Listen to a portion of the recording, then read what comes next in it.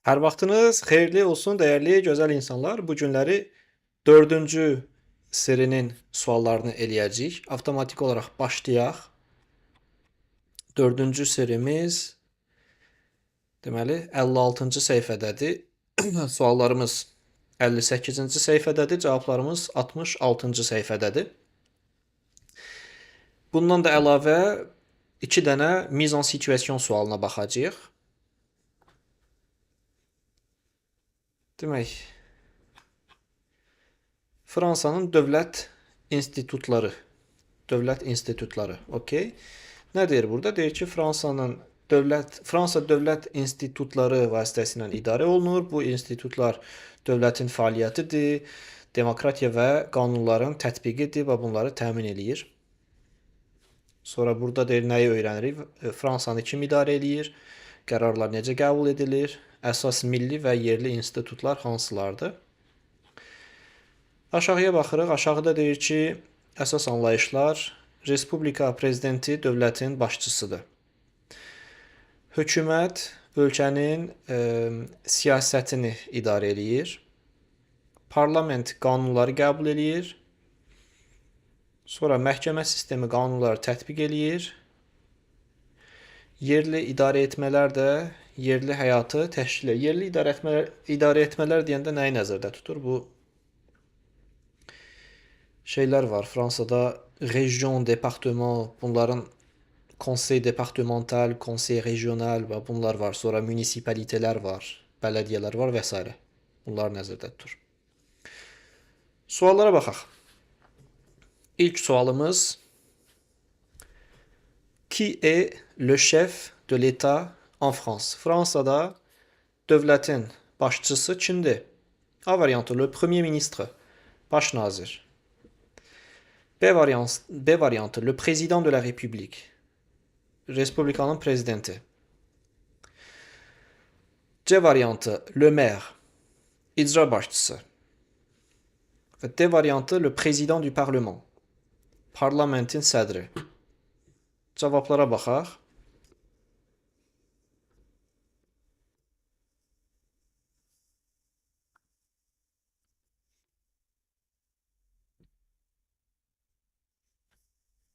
İlk sualımızın cavabı B variantı. Le chef de l'État est le président de la République. Dövlətin başçısı Respublikanın prezidentidir. Dövlət başçısı Respublika prezidentidir. İkinci sualımıza baxaq. Le rôle principal du président de la République est de. Respublikanın prezidentinin əsas rolu nədir? A variantı. Voter les lois. Qanunlara səs vermək. B variantı. Diriger l'Assemblée nationale. Milli Məclisi idarə eləmək. C variantı. Représenter l'État et garantir les institutions. Dövləti təmsil eləmək və bu institutları təmin eləmək. D variantı. Diriger la mairie. İcra hakimiyyətini idarə eləmək. Cavaba baxırıq. C variantı. Le président représente l'État et garantit le bon fonctionnement des institutions. Prezident dövləti təmsil eləyir və institutların düzgün işləməsini təmin eləyir. Üçüncü suala baxırıq. Le gouvernement est dirigé par qui? Dövlət kim tərəfindən idarə edilir? A variantı, le président, prezident tərəfindən. B variantı, le parlement, parlament tərəfindən. C variantı, le premier ministre, baş nazir tərəfindən. D variantı, le maire, icra başçısı tərəfindən. Cavaba baxaq. C variantı. Le gouvernement est dirigé par le premier ministre. Hökumətə baş nazir rəhbərlik edir. Buna diqqət edin, bu biraz tələ sualdır. Qısacası, prezident yox, baş nazir hökumətə rəhbərlik edir. Yəni, prezident əsas, belə deyək də, hədəfi qoyur O hədəfi qoyduqdan sonra da həmin o hədəfə çatmaq üçün olan işləri və s. onların hamısına birinci baş nazir baxır. Yəni hökumətə baş nazir rəhbərlik edir, prezident yox. Davam edək. Dördüncü suala baxırıq. Le gouvernement a pour mission de. Hökumətin əsas missiyası nədir? A variantı, juger les citoyens. Vətəndaşları yargılamaq. B variantı, appliquer les lois et conduire la politique. Qayda qanunları tətbiq eləmək və siyasəti idarə eləmək. C variantı, voter les lois. Qanunlara səs vermək. D variantı, organiser les élections.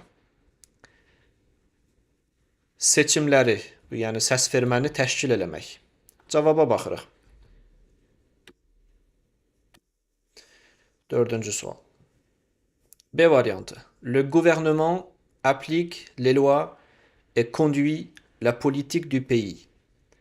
Hökumət qanunları tətbiq eləyir və ölkənin siyasətini idarə eləyir, həyata keçirir. Axırıncı sualımıza baxırıq. 5-ci sual.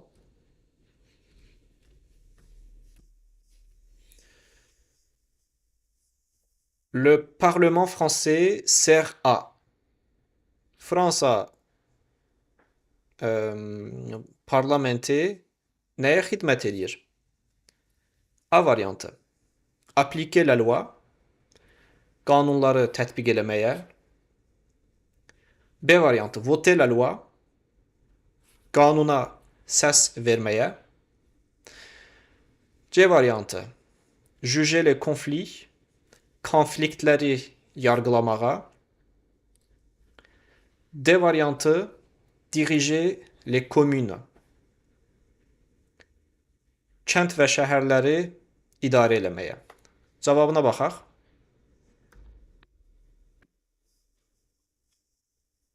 B variantı. Le Parlement a pour rôle de voter les lois. Parlamentin əsas vəzifəsi qanunları qəbul eləməkdir. Voter les lois qanunları qəbul eləmək kimi tərcümə edilmir. Amma burada tərcümə hardasa elə gedibdir. Voter les lois o qanunlara səs vermək. Qəbul eləmək və yaxud da rədd eləmək. Çünki qanunları həmişə qəbul eləmirsən ki, voter eləyəndən sonra orada səs vermə olur. Qəbul edə bilərsən, rədd edə bilərsən. Qısacası həmin o qanunlarla bağlı parlament işləyir. İndi 2 dənə mise en situation sualına baxacağıq. Mise en situation sualları neçənci səhifədə idi? 190-da idi.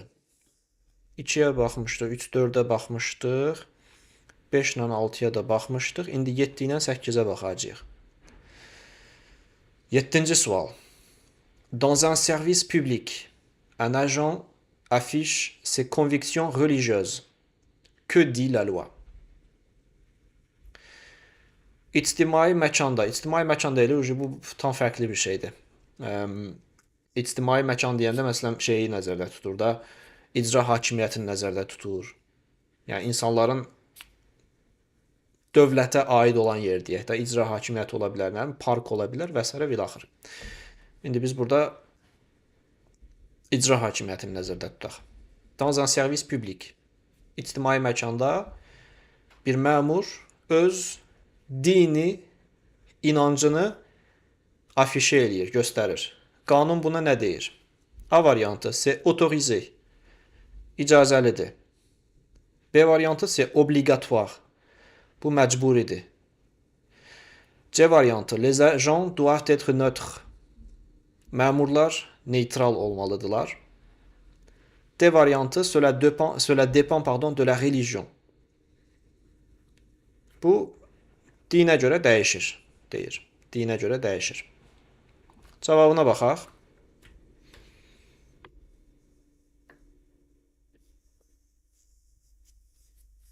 C variantı.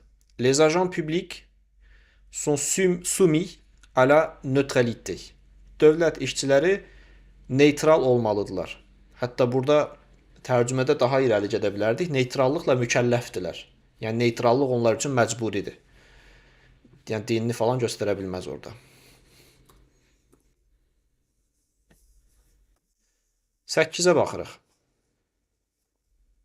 Vous n'êtes pas d'accord avec une décision administrative. Que faites-vous? Deyir ki, inzibati bir qərar çıxıbdır və həmin o qərarla siz razılaşmırsınız. Nə edəcəksiniz? A variantı refuser d'obéir. Boyun əyməkdən boyun əyməyi rədd eləyəcəksiniz. Yəni qısacası riayət eləməyəcəksiniz həmin bu inzibati qərara. B variantı insulter l'administration. Oradakı administrasiyaya söyüş eləyəcəksiniz. Hakaret eləyəcəksiniz. C variantı utiliser les recours prévus par la loi. Qanunun nəzərdə tutduğu etirazlardan istifadə edəcəksiniz. D variantı ignorer les règles. Qayda qanuna məhəl qoymayacaqsınız. Cavaba baxaq.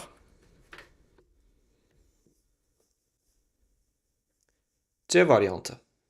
Les recours légaux existent. Qanuni müraciət yolları var. Yəni qısacası belə deyir də, əgər hər hansı bir administrativ, hər hansı bir inzibati qərar çıxıbdırsa da orada oturub cəmaatı söymək falan olmaz. Həmişə inzibati bir qərar çıxanda qanuni müraciət yolları, qanuni etiraz yolları vardır. Yəni siz həmin o qərara etiraz eləmək hüququna sahibsiniz ki, o hüquqdan da istifadə eləməlisiniz. Demək dostlar, bu mənim kitabımın bir parçasıdır. Kitabı istəsəniz özünüz Amazondan ala bilərsiniz. Bütün suallara baxa bilərsiniz. Öz kitabım olduğu üçün demirəm. Həqiqətən maraqlıdır. Çoxlu öyrənəcəyiniz maraqlı şeylər vardır. Amma məcbur deyilsiniz bu kitabı almağa. Kitabı almaq istəsəniz bu təsvir bölümündə kitabın linkini paylaşacağam.